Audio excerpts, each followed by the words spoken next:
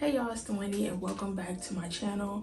Today I'm going to be talking about my current album in residence, Talking Book by Stevie Wonder. So album in residence is a term that I coined not too long ago to basically describe the way that I usually listen to music. A lot of people listen to albums and it's not, some groundbreaking thing, but I think the term album in residence is more meant to describe how you interact with the album. It's supposed to refer to an album that you're listening to in its entirety or its vast majority, but usually its entirety. And the album is supposed to be sitting with you for an extended amount of time. And just like you would have an artist in residence at a school or a performing arts institution who was meant to come to that institution and offer their artistry and their knowledge and just their artistic vision, it's the same thing with the album. It's supposed to sit with you and you take from it whatever it has to offer you. I think that happens naturally with music, but I think more and more I'm trying to intentionally do that with albums and keep them in rotation for a while. I will say how albums come into my album in residence spot is pretty natural, but I also just make it a point to, just ride the feeling out, basically. I don't really like setting parameters in terms of like how long an album is going to be in residence. For me, it's usually, I would say, no less than 3 months, up to probably a year where I'm listening to the same album. And it's not the only thing that I'm listening to, but it is, like I said, the only album, or I usually have one or two in residence at a time, that I'm listening to in its entirety, usually in the order that it's supposed to be in, or sometimes eventually after maybe like a month or two, a middle track will kind of like speak to me, and then I'll start it from that track and then like go through the album that way.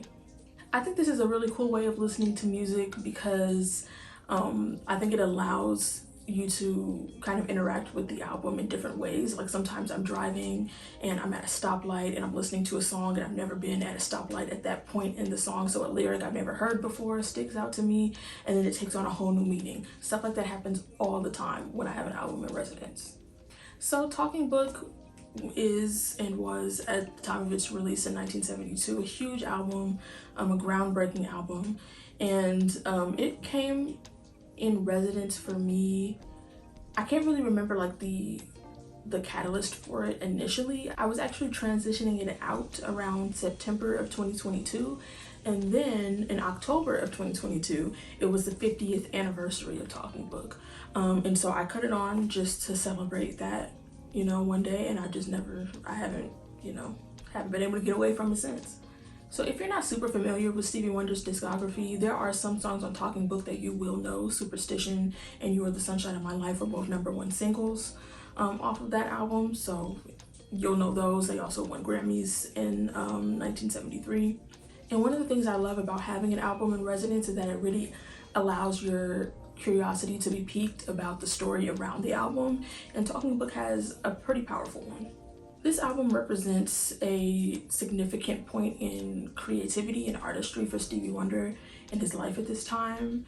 1971 is when he turned 21 years old, and prior to that on Motown he wasn't allowed a whole bunch of artistic freedom. He had some huge records under his belt, some great songs that he had written, but if you're not familiar with the structure of Motown as a label, it had a very formulaic structure in terms of how they were to develop artists and make songs and all of that. And on Stevie Wonder's 21st birthday, Berry Gordy, the founder of Motown, threw him a party, but was not expecting Stevie Wonder to then renegotiate his contract to get full artistic freedom over his output. Long story short, there were a ton of labels that were seeking Stevie Wonder out because of his talent, but he chose to stay with the Black-owned Motown Records and was granted that creative freedom, and from that came an explosion of creativity and some of the best music he ever recorded, and in my opinion, and usually in most people's opinion, that anyone has ever recorded. That started his classic period that includes Talking Book. Some people say Talking Book was the first album. Some people say Music of My Mind, which was released a couple months earlier in the same year. but that's Music of My Mind, Talking Book, Inner Visions, Fulfilling This First Finale, and then his magnum opus, Songs in the Key of Life. So let's get into the album. One of the things I think about when I think about Talking Book is the concept of expansion. Stevie Wonder had always been writing such beautiful love songs, for years at that point, even though he was only 22 when this album came out. But I think that he really expanded the meaning of what a love song could be on this album. He talks about the breadth of the spectrum of love, the types of love that one can have and experience. And he also expands his own artistic repertoire. This carries on a little bit, or carries over rather, from his previous album a couple months earlier, Music of My Mind, where he starts to experiment with an instrument called tanto, which stands for the Original New Timbral Orchestra. It's a polyphonic and multi-timbral synthesizer. That's basically, it's kind of like a bunch of synthesizers that are interconnected and they talk to each other, and it's just really this really wonky instrument that makes these incredible sounds. And I feel like he, especially during this time in the early 70s, really expanded his own sound and just the sound that people were hearing in popular music. But this theme of love is something that you see and hear in a lot of Stevie's work and really sets the tone for his career moving forward. And because he's so good at representing such a large spectrum of what love can look like, this album is really one that you don't really know what to expect. First of all, the sequencing of the album is crazy. The first 4 tracks especially completely flip-flop in between the most disparate sides of the spectrum of what love is. I mean, it starts off with You Are the Sunshine of My Life, which is a very pleasant song and it really could be interpreted as something even beyond romantic love. It doesn't really necessarily have to apply to that. Your child could be the sunshine of your life. Your sibling, your best friend, your parent could be the sunshine of your life. And then it goes to Maybe Your Baby. Now, I won't even get into I'm gonna talk about it, but Maybe Your Baby is just, I don't even know. That was my most listened to Stevie Wonder song of last year. It's just so good. It's just so good, and it's just the feeling of it is just so different from You Are the Sunshine of My Life. It's kind of like whiplash, and especially going from Maybe Your Baby to You and I, which is the third track on the album, which is another really tender love song, and then to Say Heartbreak, again about heartbreak. And one of the things that also kind of keeps you on your toes about the album is that Stevie Wonder is not the first voice that you hear. He has background lead vocals. Jim Gilstrap sings the first 2 lines of the album, and then I am forgetting her name. I'm gonna look it up real quick. Lonnie Groves. Lonnie Groves sings the 3rd and 4th lines of the album as a whole. So Stevie Wonder doesn't even come in until the 5th line of the album as a whole, and it's kind of I don't know, that just, it's kind of disarming at the beginning to think oh, I thought I just cut on a Stevie Wonder album. And from then on, I feel like you just never really know where he's gonna go with things. So like I said, You Are the Sunshine of My Life is a super pleasant pleasant sounding song, really light instrumentation, really easygoing. And then it goes to Maybe Your Baby, which is just so freaking funky. It just is. And it's one of the more in-your-face representations of heartbreak on the album.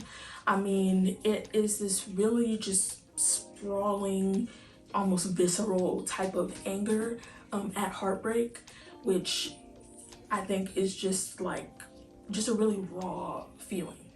It sort of captures that feeling of when you're just mad at the world, and you just have this sort of, like I said, sprawling anger that's not really directed at anything in particular.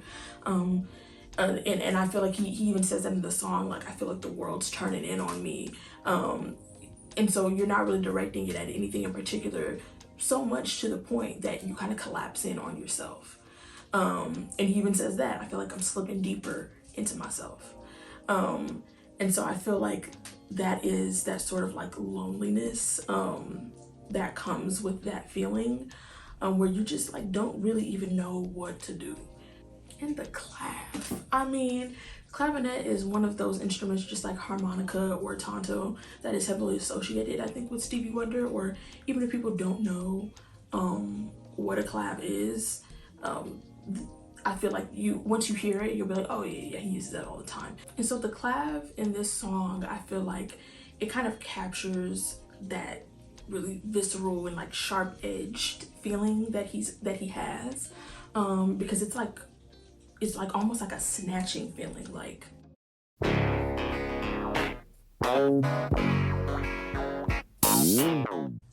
I don't know, I mean, I feel that it just like it makes you want to just like it just kind of snatches you in.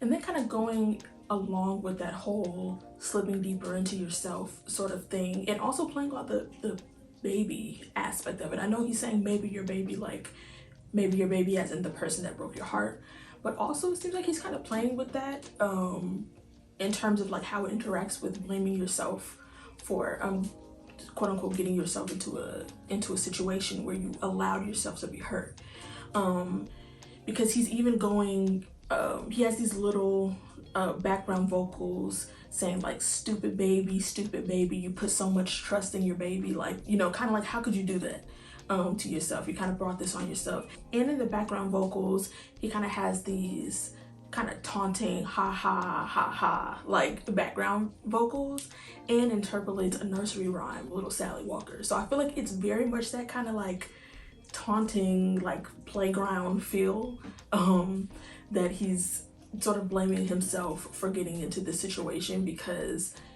he is just mad at everything. And he also kind of has a similar sentiment later on in the album with Blame It on the Sun, where he's basically talking about all the different things in the world that he wants to blame this feeling on, but he says inside his heart blames it on himself. And then on the, I would say the biggest flip of the album, you go to You and I, which is like, it goes from the super crestfallen, like inconsolable anger and maybe your baby, to You and I, which is like literally one of the most like tender and vulnerable love songs that I know. I actually saw Stevie Wonder at his annual House Full of Toys concert in December, and since it was the 50th anniversary of Talking Book, he did a couple of songs off the album that he wouldn't normally do, including You and I, which is the song that I would like to be the first dance at my wedding if I ever get married. And so I recorded the whole thing, actually put it on my TikTok, so I'll link that in the description if you want to see, because it was truly like a one-of-a-kind performance. He like totally broke, and like you could tell it was just a really emotional performance for him. So that was really amazing to see that, like literally the exact part of the song that I found the most special was when he broke. So if you want to see like an amazing live performance, I'll link that in the description as well. But I find it to be a really honest love song, and it almost kind of puts love on this, I don't know, it kind of packages it in this otherworldly feeling, because this is, I think, the first time in the album that we hear Tonto, which can make all of these different crazy sounds, it's really otherworldly sounds, and you can kind of hear it in the background. He also has an effect, it's kind of like an echo-ish effect on his voice, so I feel like it's really kind of transcendent in the way that just musically the song is produced. And I think just thematically, you know, after You and I, when it goes to Tuesday Heartbreak, like thematically, yes, it's a flip-flop.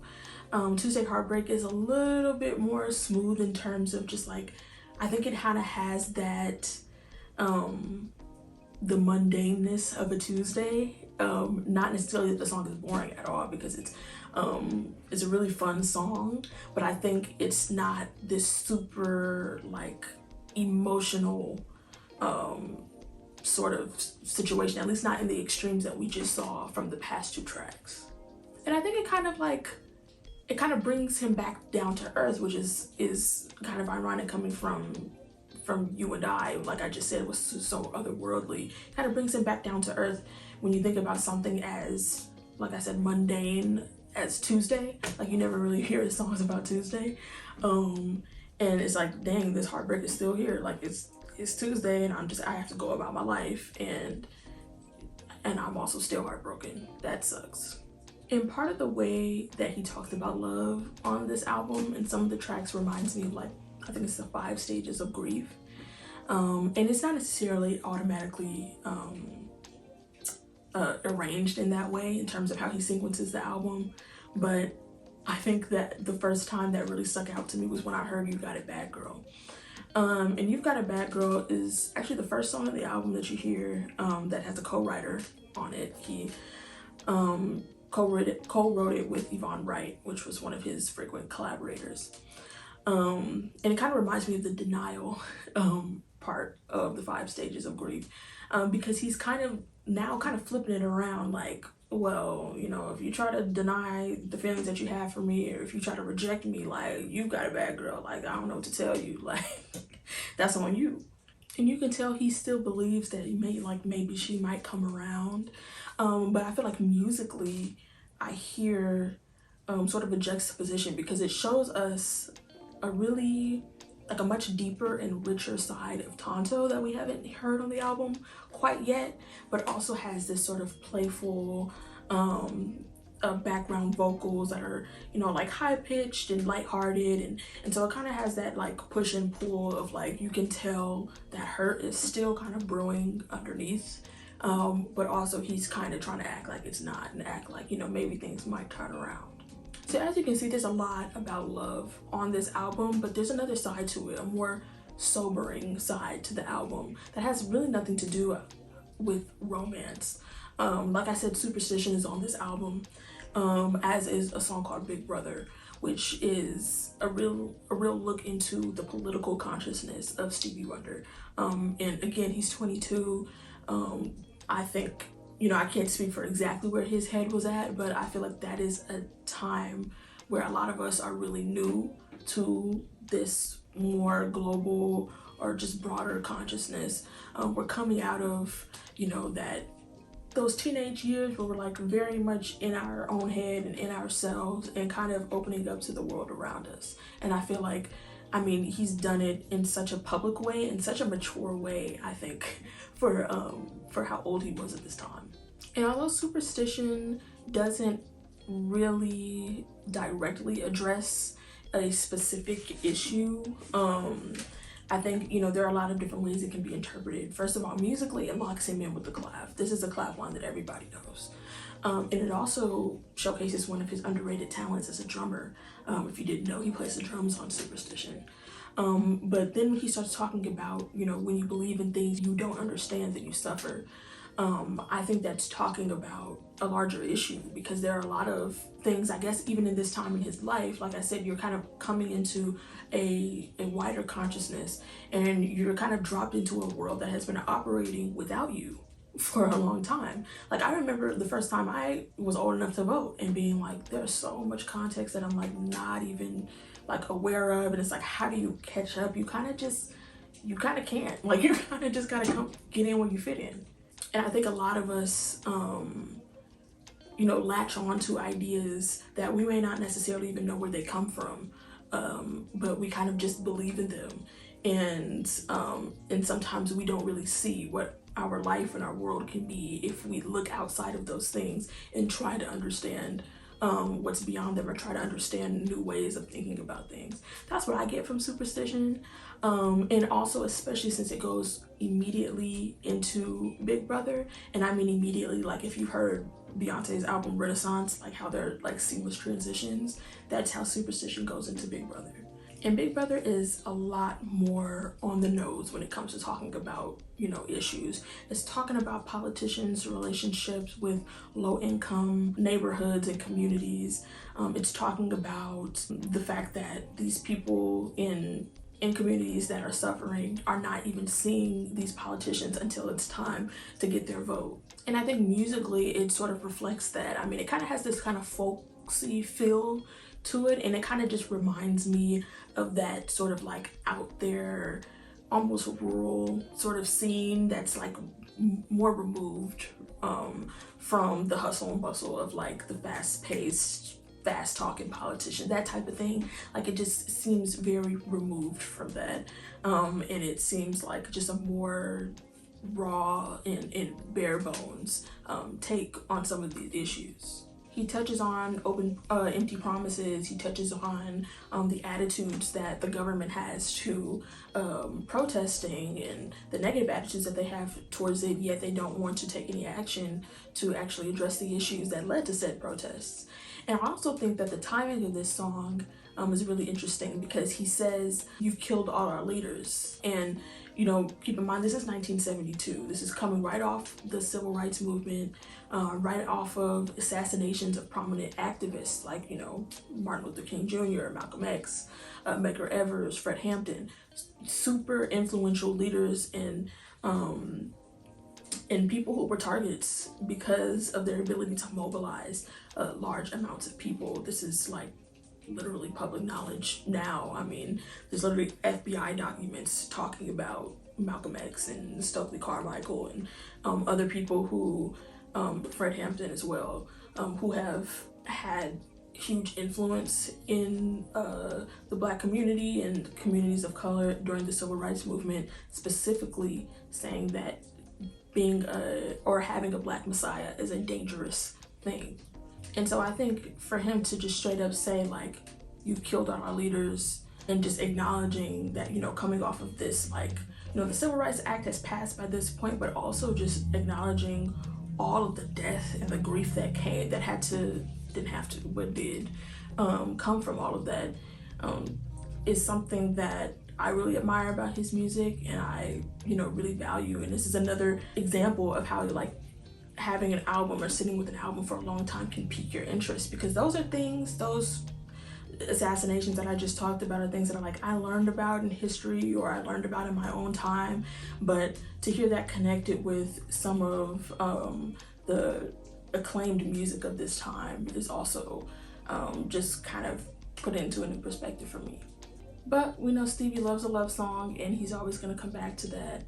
And so, you know, for the last two songs on the album, I feel like he really comes to a point of acceptance. The penultimate song of the album is Looking for Pure Love, which I freaking love. I mean, I love every song on this album. I think, like I said, I cannot cut it off. But I just love this song because it is kind of like he has one foot on the other side and one foot still in that old relationship. And the music, the melody rather, really kind of contours that feeling. I mean, it mimics the highs and lows of his emotions in the song. Like, it's ascending and then it's descending. So he's talking about how wonderful his life was and how he never had a problem in his life and he was just totally fine until his girl broke up with him, and now, oh my gosh, it's terrible. And the chorus comes and it's very easygoing, easier to sing, easier to participate in, and it's just talking about, well, now I'm looking for another pure love. I'm looking for a love that's real, and I'm finding my way. So I really see this as a beginning of acceptance, and then you have sort of what I see as the grand finale and just the literal finale of the album. I believe, when I fall in love, it will be forever. And this song really leaves the album on a broad note, not even just, I just think the music is really sweeping in the beginning, which is just an effect that I feel like Tonto is really good at, but also because it's talking about forever and it's talking about looking and having hope in finding that love, but it doesn't end on a note of him having found it. It's really just about, you know, really about hope and about looking forward and moving forward. And I think that's a beautiful place for the album to end. He kind of gets to a point where he knows he has to accept it. He knows that if the love was real, that it would last, and that he is, you know, recovering and restoring the hope that he has, and is inviting whoever it is that is for him to fall in love. And there's one last thing that Stevie Wonder does, and I will definitely do another video on this. He has this whole part in the song where he's talking about God, and I think that he includes God and spirituality in different ways in his songs over time. In this song, he says, God will surely answer my prayers. He says, God always will answer your prayers when talking about finding love. And I think especially that connection between God and love and romance is like, I mean, you know, I know that's not everybody's bag, but I feel like, you know, he also does it in You and I when he says God has made us fall in love. And I think for people who are religious, that's just a beautiful thing, because it's like you want to find your person. If that's what you want to do, you want to find your person. But if you want to find your person and you are also a spiritual person, to believe that it's not just a compatibility between people, but it is a thing that's larger than the both of you, and it's a divine sort of partnership that is covered. I think that's like just super beautiful in a way that I think he's able to connect with people in terms of really driving that point of hope home. So I hope that I interested you in Talking Book if you haven't heard it, or if you haven't heard it in full, because I'm sure you've heard at least some of it. I hope that you know, spend some time with the album, or just let me know what albums that you're listening to, what albums that you might have in residence or that you might want to listen to next. Thank you so much for watching. If you'd like to keep up with me, these are my social media handles, and you can also subscribe to this channel and click the bell icon so you can get a notification every time I get off my butt and post a video. Thank you so much for watching again, and I will see y'all next time.